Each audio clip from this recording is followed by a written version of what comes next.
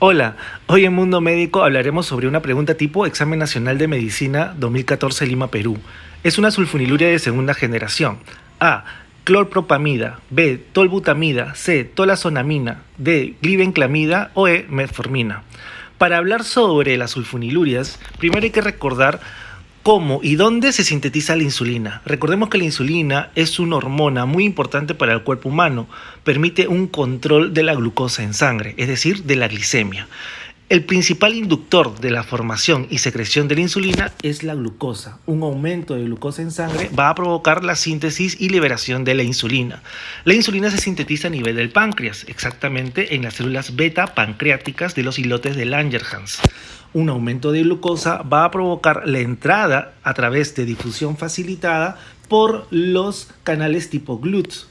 Esta glucosa aumentada en el citosol va a pasar por un proceso mitocondrial llevando a un aumento de ATP.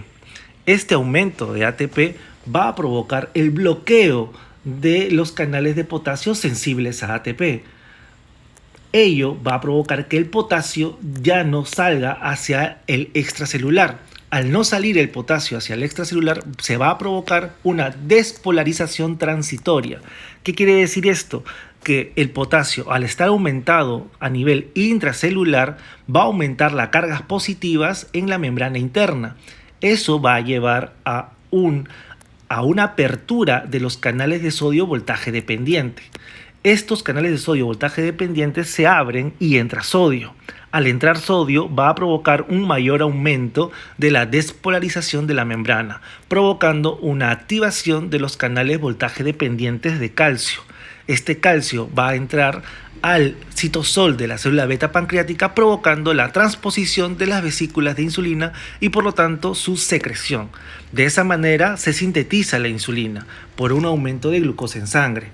¿Cómo funcionan las sulfonilurias? Las sulfonilurias trabajan como si fuese el ATP, es decir, las sulfonilurias bloquean los canales sensibles a ATP, provocando una despolarización, es decir, un aumento de la carga positiva a nivel intracelular, provocando la activación de estos canales voltaje dependientes para su luego secreción y liberación de la insulina. Por ello, a las sulfonilurias se le dicen insulino-secretagogos. ¿Cuál es el mecanismo? ¿Cuáles son los datos más importantes de las sulfonilurias? Bueno, estos fármacos fueron los primeros antiglicémicos orales en fabricarse por los años 40 principalmente. Existen sulfonilurias de primera y segunda generación.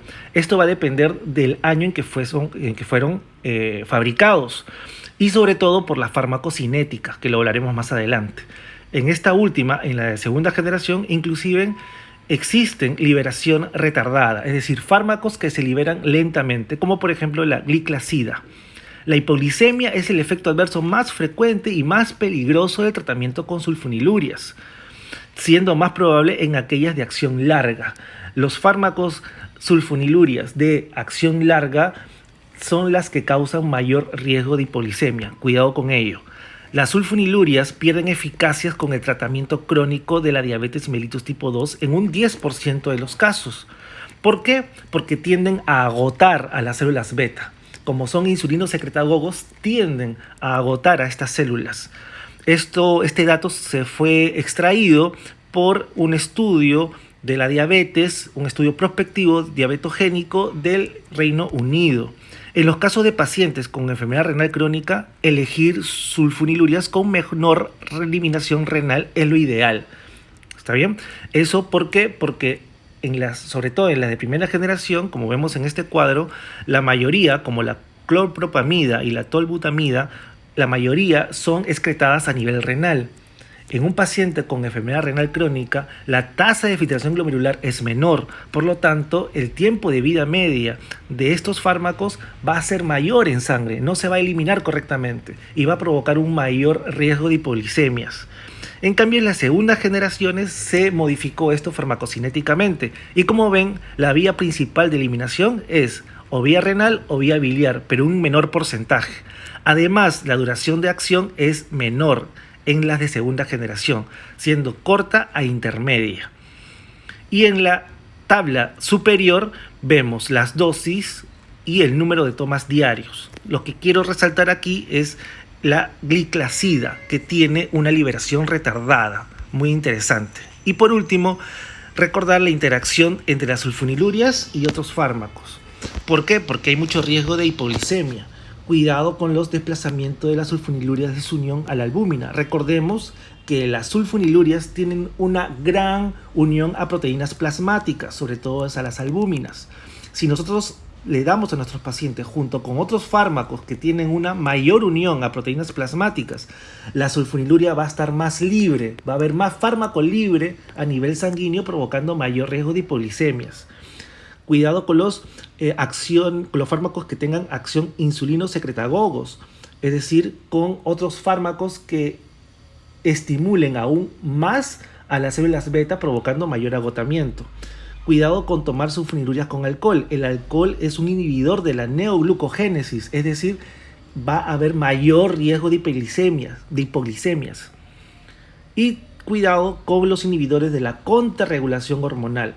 Por ejemplo, los beta bloqueadores o los simpaticolíticos van a generar una disminución de la glucosa en sangre. Y si eso le sumas una administración de sulfonilurias, va a ser más peligroso el riesgo de hipoglicemias. Por lo tanto, ¿cuál es la respuesta?